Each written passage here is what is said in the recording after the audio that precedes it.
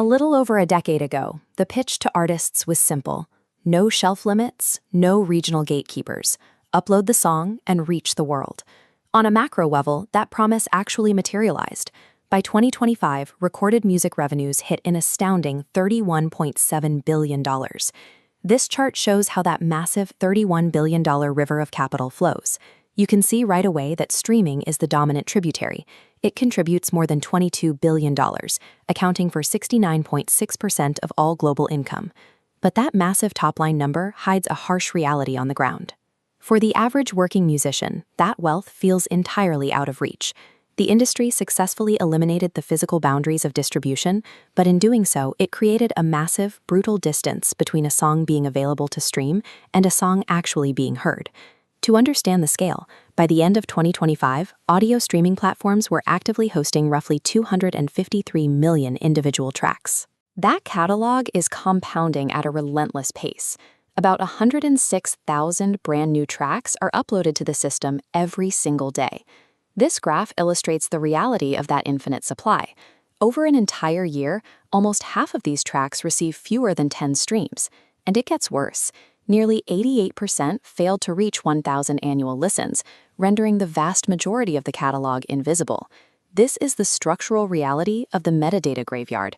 The industry produced more digital content than the human ear has hours to process. So how do these platforms divide up the money? Most artists hear a persistent online myth that platforms pay a fixed rate every time someone clicks play.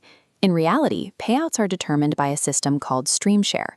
Stream share means a rights holder only earns money based on their specific percentage of the total overall listening within a certain market and time period.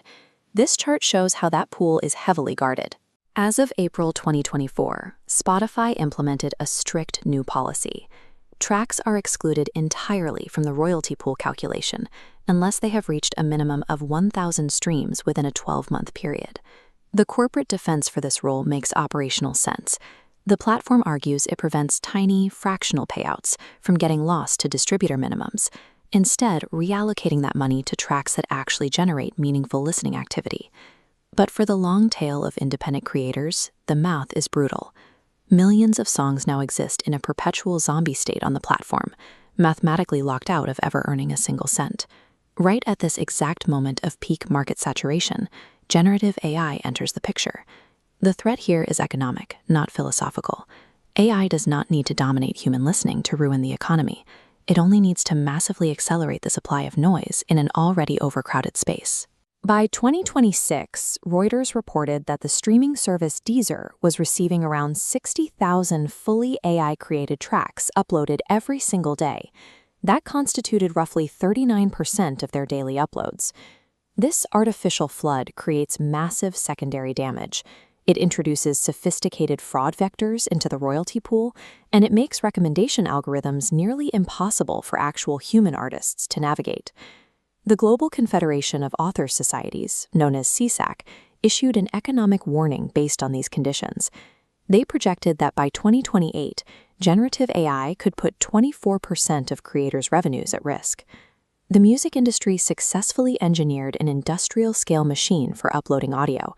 They simply failed to build a fair, human-scale engine for discovering it.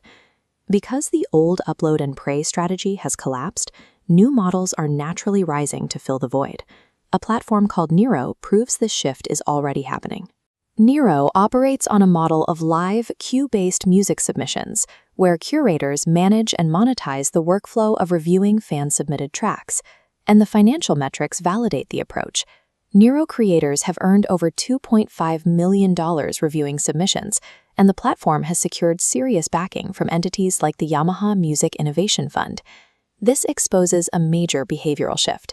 Artists are highly willing to submit their work and pay for the privilege if they know real humans are in the room, actively listening and reacting in a live setting. These platforms provide concrete proof of a shift in behavior.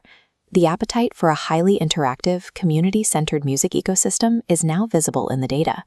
A working submission queue proves there is strong demand for attention, but a transaction is not the same thing as a deep, identity-driven artistic culture. That is exactly the lane Itchy Radio is built for. Rather than trying to out-catalog Spotify's massive warehouse, its core philosophy focuses entirely on context, on live response and active fan participation. This graph illustrates recent research from media showing how modern audiences operate. Nurturing this dense fan-to-fan interaction is the only truly sustainable way to build superfan value in an era dominated by passive uploads. This model also handles the AI debate with maturity. The future of music is not about banning AI as an instrument.